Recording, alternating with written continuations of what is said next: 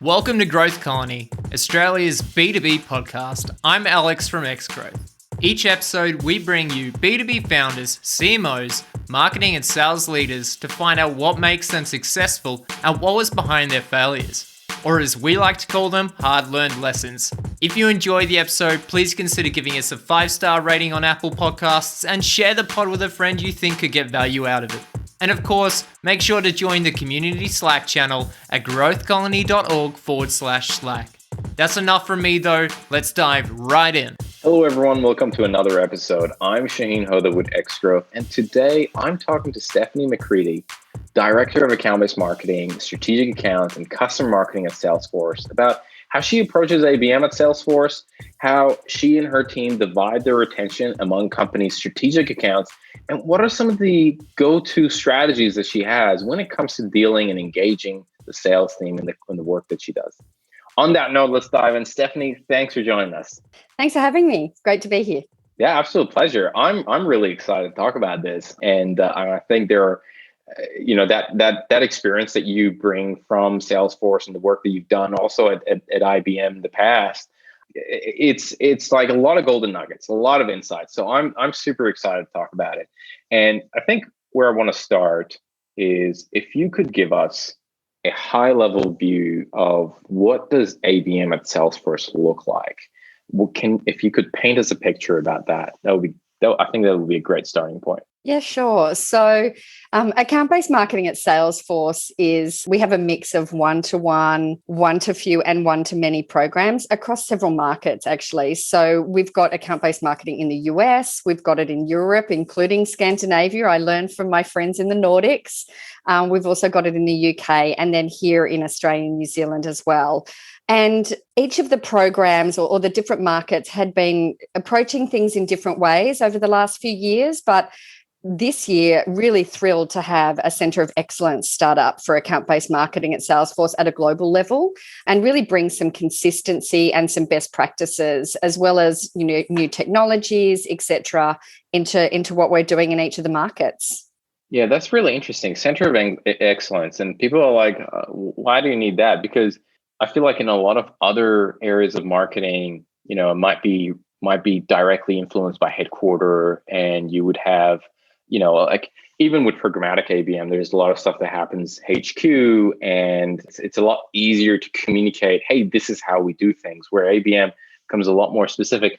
What was it for you that, or the team at Salesforce that kind of felt the need of bringing everything together? Look, well, first of all, I think consistency in our approach, a community. We're all about, having a community and learning from each other.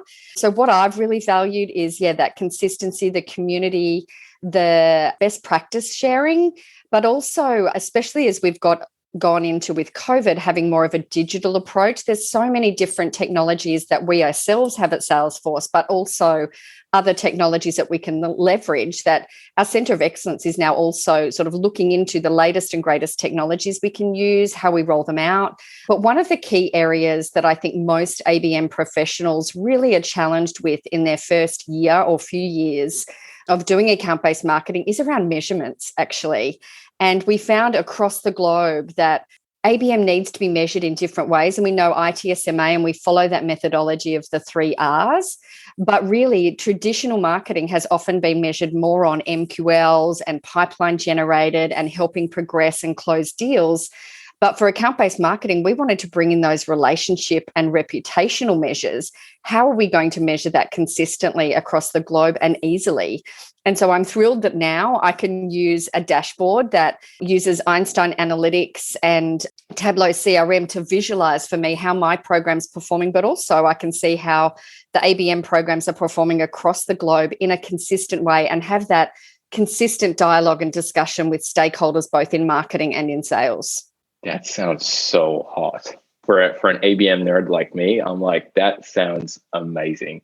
And you're right, measurement is a really hard thing. But I'd like to maybe dig a little bit deeper in terms of the mix of accounts. I know you're responsible for the strategic accounts at Salesforce in the region. Can you give us a little bit of understanding in terms of what do the mix of accounts look like that you kind of manage? Yeah, sure. So in account-based marketing here in ANZ, this is our third year. We're going into our third year of account-based marketing. And for this financial year, we have decided to align 100% to the strategic accounts that our business has selected in Australia, New Zealand. And it wasn't necessarily something that was a definite. When we looked at the rigor that was going into selecting the top accounts for our pursuits in the sales environment, I found that they were some of the same criteria that we would want for account-based marketing. So we've aligned 100% to that strategic account set. And those accounts come from a mix of industries. So there's 9 different industries that those accounts, span across. Some of the accounts are absolute advocates and trailblazers and have been working with Salesforce for a number of years across a number of solution areas in a number of their business units. And then there's others that might have just started their journey with Salesforce. And there are also a number of accounts that are what we would call greenfield, beginning on their journey, that we would see that there is opportunity for them to consider Salesforce because of the industry they're in, the challenges that they're faced with, and that we might already have references and success with other similar accounts of their industry. Right. So there was it sounds like a lot of one-to-ones that, are there like a lot of, when you say strategic, are we talking all one-to-one or there are some one-to-few? Yeah, good question. We have a handful of one-to-ones and the majority of the strategic accounts are in the one-to-few model. And that was really purposeful because we really look at ABM from a purist model when it's one-to-one and really want to be able to go deep. And so to do so, we want to make sure that we've got the right resources aligned to those accounts. So, we only have one person aligned to just very few accounts. So they can go deep on each of those in a one-to-one model. In one-to-few, one person can manage a lot more than that, and especially when we engage our agency. So yeah, we have a handful of one-to-ones, but the majority are actually one-to-few. I love that. I love that you say that because I feel like a lot of, even some of the companies that we work with and might be new to ABM, they're like, okay, we're going to start ABM and we have this batch of companies and we will need to do one-to-one with them. And you're like, I don't think you grasp the amount of work that is going to go into one-to-one campaign. It's really cool to hear. Salesforce as well. At Salesforce, you have just a handful that go into one-to-one. Like you got to be very special to go into one-to-one. How did you go about deciding what goes where? Because there are a lot of people involved, right? Sales is like, yeah, everybody, one-to-one, all of them, give them as much attention. How did you make that call of what goes where, which tier we're going to pick for which account? How did that work? Yeah, it was actually quite scientific. And at Salesforce, I'd seen some of the country teams, like the UK, had been doing account-based marketing a bit longer and had been working with ITSMA for a while. And so they actually had a scoring criteria that I sort of picked up and looked at and went, you know what, a lot of this is pretty similar. And in our first year, I almost used that 100%. But going into the second year, which is the year we're in now, just finishing now, when we were choosing the accounts then, I actually looked at, there are a couple of accounts that we didn't go so well with in the previous year that had been selected in one-to-one. And I looked at why that was. And I then changed our weighting criteria. So some of the criteria I can share with you, industry attractiveness. Is this an industry that's growing, especially in the current times? That changed from our year 1 to year 2 because of COVID. Is this customer ready to transform? Are they an innovator in their industry? What's our total addressable market for Salesforce in that industry or with that customer? So it could be one thing to have this really great, customer that is a well-known brand in Australia, is spending lots of money on IT, but are they spending it on the solutions that Salesforce have to offer? The maturity and engagement of the account team was important. And when I was first starting to work with some of these account teams, I actually went to my marketing colleagues and said, especially our exec engagement programs, how well does this account director actually work with you? What's the account team's, responsiveness? And so, yeah, it's using those sorts of criteria and a scoring model to really try and take some of the bias out and just to double check ourselves. Yeah, I love when you say that. I would imagine that was a very interesting meeting And it's fascinating when you bring that data on the table and it's not about opinions as much. And also you have the people who have the opinions there as well. And then you go through the process and they're like, all right, I guess the account that I thought would be great is not going to go in there. And they're okay with that. It's amazing to have that buy-in. Yeah, and the wonderful thing is that one of the accounts that came out quite early is actually a complete greenfield account. And we discussed, why it is that it would be ripe for this type of approach. And also because we were in year 2 of that account selection, they had experienced what had worked and they had seen what had worked in account-based marketing, and they'd heard from their sales teams as to what was working.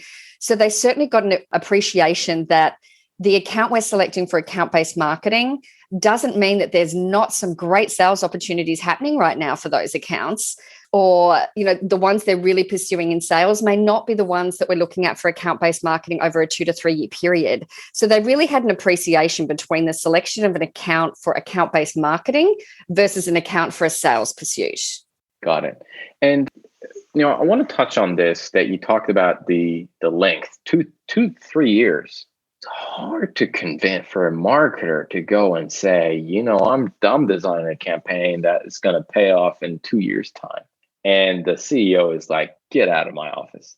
How did you, are there any examples either, from maybe Salesforce or in the past from IBM that you could think of that you really had to work for a long period of time on that account in order to open those doors and make it happen? Absolutely. So I might actually give an example that is prior to Salesforce. When I was at IBM and I was launching account-based marketing for the first time on a large bank, I was actually approached to take on this role. And when I was being interviewed by the vice president on the account, he was like, do you really want to do this? You know that right now we don't have the best reputation. In fact, the board and CEO don't want to hear our name. And we've got to turn this around. Where in the second year of a 5-year contract, and in 3 years' time, we'll want to renew this. Like, this is one of IBM, Asia Pacific's biggest customers. And we were a bit on the nose, so to say. So that was a 3-year program where it was winning the hearts and minds and probably the wallets, I guess, of that particular account. And so there's a whole mix of activity that you're doing. But I get your point on how some of our business areas and business leaders are used to and want to see that immediate return. There is still so much that needs to be invested in account-based marketing in the first few months around discovery and insights, because that is the basis for everything to do with personalization. So you still need to have that time, and you need to be educating your stakeholders about account-based marketing. The first year, I would say half my time was explaining what it was, how we were measuring it, who are the accounts, what are the types of marketing that we can do. And they weren't always delivering immediate results, but what they were delivering was immediate feedback. So the feedback we got from customers, the feedback I got from account executives, I have a document, pages long, where I keep their quotes of where they saw the value, because it may not have hit that dashboard yet on the dollar numbers, but it was starting to already hit the relationship and reputational goals we had, which was in turn going to help with the revenue. Got it. So it really needs to also be a large enough account for a marketer to be able to justify a 2-3 year campaign against that account, right? I mean, that size of success is pretty critical. Look, I say 2 to 3 years. Not everyone. Like, we revisit the accounts every 12 months. So we do relook at the accounts and make sure, have we got, something like COVID happens. You couldn't have predicted that 2 to 3 years ago. So when I'm talking about the 2 to 3 years or the size of the account, I do actually say to people when they're starting ABM to think big, start small, move fast. So we started with just a couple of accounts in our first few months. And then we were starting to prove the results of that, and then actually moving quickly into how we could make it more programmatic, and we could learn what was working with our accounts and then be able to roll that out. So what you do want to be looking at is which of those accounts that they may not necessarily always be the largest accounts. They might be the accounts that are really, if you got them up on stage, or if they were to be written up as a reference, which is the other part of my team looks after our customer marketing, are they going to be a real great alignment for your brand? Are they going to really be seen as innovators? Are they really transforming? Are they aligned to your values? So sometimes it's not always the biggest accounts, but we've got some great accounts with Salesforce that have grown and really changed the markets in which they're in. So they don't have to be large, but they have to be ready to transform is probably what I would say. And really the account team really willing to do something innovative and different. Got it. Makes sense. Let's talk about net new accounts and expansion, because I know expansion being kind of customer marketing is also a big part of what you do.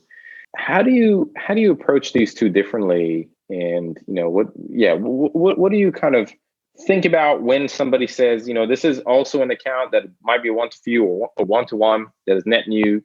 We have not dealt with them, it's greenfield, versus existing customer, we're looking at expansion. Yeah. So look, the first thing we do with all of our accounts, as I mentioned earlier, is the discovery phase. So the discovery phase is the same for a net new account as an existing. I pretend that when we go in to read their account plans that we know nothing. So we read the account plan as to where it's at for that year.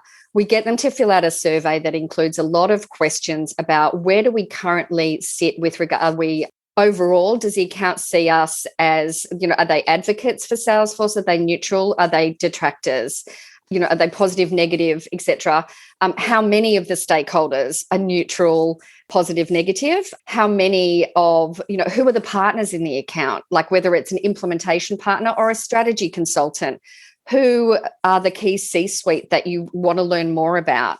Who are the ones that are making the decision? So we ask a lot of different questions. We also ask that account how receptive that customer might be to certain different types of marketing. So we can look at what they've engaged in through obviously our CRM, but we also want to hear, would they be interested in hearing some thought leadership through a third party that we could bring to them? Would they be coming to a third party webinar? Do they listen to podcasts? Do they ever mention this sort of thing? So we ask a lot of those questions. And then we have the 30-minute discovery call. And then also doing your decisioning trees and stakeholder mapping and all of that. But really early in our sales engagement, we try to deliver value through insights and all sorts of other different things, which I can get to when we talk about the sales team engagement. But really, a lot of probably the main difference between net new and existing accounts is the level by which we might engage and educate them around Salesforce. Particularly, I love to lean into our values. What are we doing in the local community? And how are we supporting, local community initiatives that could also be supported by that particular prospect or customer? So actually really showing the proof of our values, bringing that to life locally is something that we might try and do more with a new customer, but also with existing. Also with new customers is sometimes they may not want to attend a 1-hour webinar or a different event. They might want a short podcast to listen to, or they might want to actually hear from other customers and inviting them into forums where they can hear from other customers. So they're not just hearing from Salesforce, but they can actually also form connections into the Salesforce community that we love to amplify, is more about the whole community around Salesforce and other people that you can learn from. Got it. A lot more awareness within those accounts and of who Salesforce is. I love it. Before talking about sales engagement, there's one other thing that I want to ask you, and that goes 3 years ago when you started ABM at Salesforce and when you were looking at picking your accounts. Did you have maybe let me rephrase this a little bit differently. A lot of organizations, when they're starting with ABM, the thing that a marketer would be scared of is, yes, I want to do a pilot, I want to do a small campaign, but what if I pick the wrong accounts and then all of a sudden there's no, I can't show the results, or maybe I will pick too few accounts and, the chances of 1 or 2 of them would work is small, and therefore, that I can't justify expanding the program. Did you have those concerns? Were those on your list of things to worry about? And did you have like that prioritization matrix as robust to feel strong enough to be like, yeah, we're good. We're going to go based on this. Was that there, or was it a little bit like guesswork? How did you kind of overcome that challenge? Yeah, it was definitely there. And we did only start with a small number of accounts. What I would say is for us, 3 months into the role, I actually dropped one of the accounts. I actually said to our CMO and to the vice president of that particular industry vertical that account came from, and to the account executive, I don't think it's the right time for account-based marketing in this account. However, what we all know is account-based marketing is not a replacement for other marketing programs and initiatives. It should complement other things that are happening. So they could still lean into executive engagement programs, industry marketing that were still recipients of, seeing our brand across, buses or tram shelters and things like that. They could still come to other events. They were just not going to be ready for the deeper account-based marketing. The account just wasn't ready. It wasn't in the right sort of industry for us to focus this sort of effort. And I felt we could end up investing a lot of time and effort in an account that was not necessarily going to be our best bet, okay, if we have a small set of accounts. So I got a feel for that in the first few months. And in hindsight, it was the right decision. And even more so, it's come to fruition that was the right decision back then. But they're still leaning into a lot of other marketing that is available. It just wasn't right for account-based marketing at that time. So, really don't feel like you have to be. My advice to others would be, trust your instinct too. I mean, I did have the benefit of having done account-based marketing before. It wasn't my first, 6 months, but also talk to those around you. And actually, if you're getting a gut feel, talk to other people that work in that account. We've got consultants, we've got architects, we've not just the salesperson who's going to say, hey, I need it, but talk to others who are also working in that account to understand if your concerns are valid or if they can help, if you can work through them. So that would be my advice, is that don't just hang on for, to the death because, you don't want to not follow through on something. But if it just doesn't feel right, start to talk to some other people. And in our case, it was the right decision. And we still had some success with the other accounts and have been able to grow the program significantly because we were able to show success in other areas, but also that we were brave enough and bold enough to say, you know what, maybe it's not this account, maybe we should look at another one. Got it. Okay. Let's talk sales engagement. Okay. Tell us a little bit about your approach working with the sales. We've already touched on some, but let's dig a little bit deeper. How do you kind of start your engagement with sales and how does that look like? Yeah, I have a vivid memory of being in a meeting room in Melbourne. I'm actually based in Sydney, but early in my career, I think it was my first year as a marketing manager over 20 years ago, and presenting a marketing plan to a group of salespeople for that particular product. And at the end, they basically said, how did you come up with it? Who of us did you speak to? And I hadn't spoken to a single one of them. I'd read all these market intelligence reports and, really thought that I was going to be the expert as to what would be the right marketing for this particular product. But I hadn't spoken to a single person who was out there selling. I had done telephone sales for that product before, but that is always on my mind. And so what I say is engage early and often with your sales team. So from the get-go of selecting the accounts, the sales vice presidents were involved. And then it was working directly with their sales team. And when I say often, for our one to few sales teams, we have a call with them every fortnight, taking them through all of the programs that are available for them to leverage, but also getting their feedback. And we always try and spotlight one of the salespeople, one of their peers, who is using an element of the program really well. It could be a peer-to-peer customer roundtable that we've held that they've lent into. It could be how they're using a particular piece of insights or an executive profile. It could be about how they're, linking those up to actually have a great executive briefing meeting. So we do try to feature, have them engage with their peers as well. So, but when we engage early and often, as I said earlier, that discovery phase is really important, not just for us to get an understanding of the account. And we want to show them that we've read your account plan, we've read the survey. And then what we do is we want to actually pay it forward and deliver them something of value very early in that engagement. And when I say pay it forward, it might be an account insights report. So our agency, for example, helps us put together a 3-page account insights report that has everything of share price performance and in the news and intent data and who the top executives are, and that's something that we present to them that will help them in their account planning as they refine their account plans. We might also provide them with an exec profile really early on the top execs that they're really trying to to get relationships with, or to grow and deepen their relationships. We do then, not just engage early and often, we're listening, but we also deliver something back of value very soon. And also really understanding what are their goals and how can we align the account-based marketing goals accordingly. So then actually developing the 3 R's for that segment, if it's a one to few, or for that account, and how that matches up to the sales goals as well.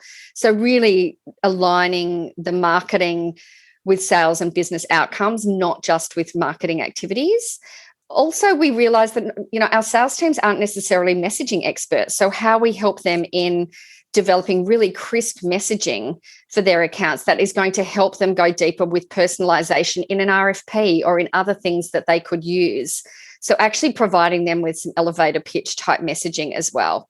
And then, also with the sales teams, it's how we're also, because we cover the strategic accounts, we like to be the conductor of the marketing orchestra for them as well. So how they could leverage exec programs or industry, or we've got this happening. It may not be something we're leading from account-based marketing, but we know from the insights and the discussions we've had that this might be something of interest to your account. You should actually get them along to, Lisa's roundtable that she's running, or that dinner, etc. So yeah, we also do that as well, to actually be their marketing partner.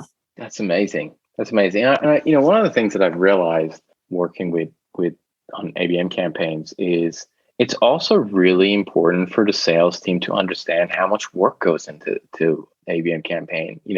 Where when you kind of show them the tip of the iceberg, it's like, yep, cool. All right, this is just another thing that I have, and I'll take a look at it. But when they actually see the whole of the iceberg, when they are, just like you said, when they're involved in every stage of it, it's just like, I know how much work has gone into this, and I'm now even more motivated.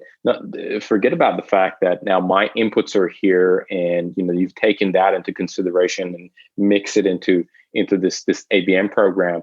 But also, I've seen how hard this team has worked on it, and therefore I'm a lot more likely to leverage it and put a lot more effort. Have you seen something similar to that?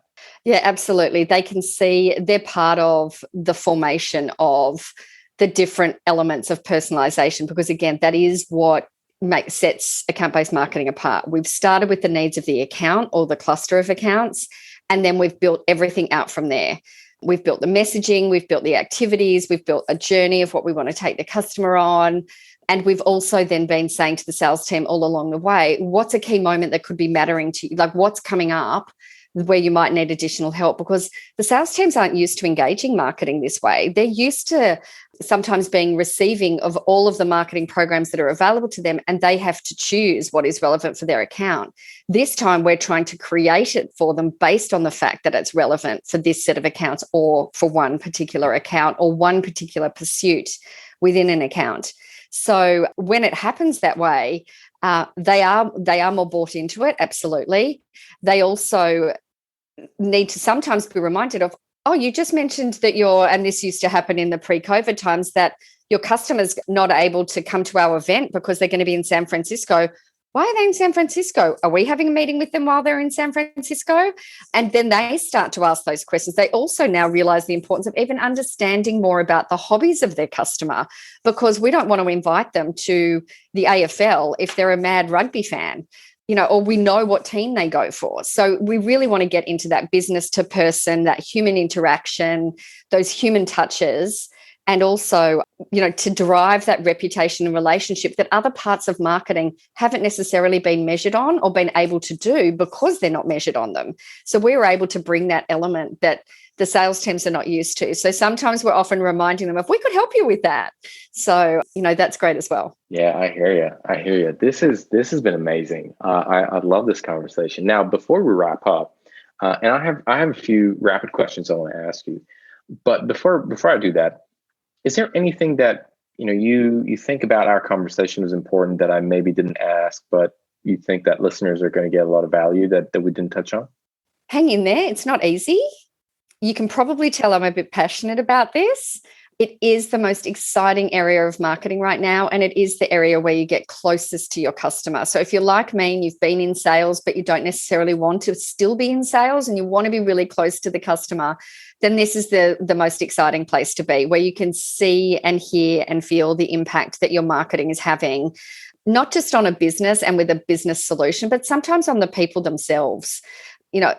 I was at a Dreamforce in 2019 where, going into it, someone who was not quite sure about Salesforce going in ends up saying to me, "Have you always done this account-based marketing thing?" And I said, "No, not my entire career, but for about the last 5 years." And he said, "Because it's really amazing." And I said, "What do you mean?" And he said, "Well, I feel like you're not selling to me. I feel like you really care about me and you're trying to help me."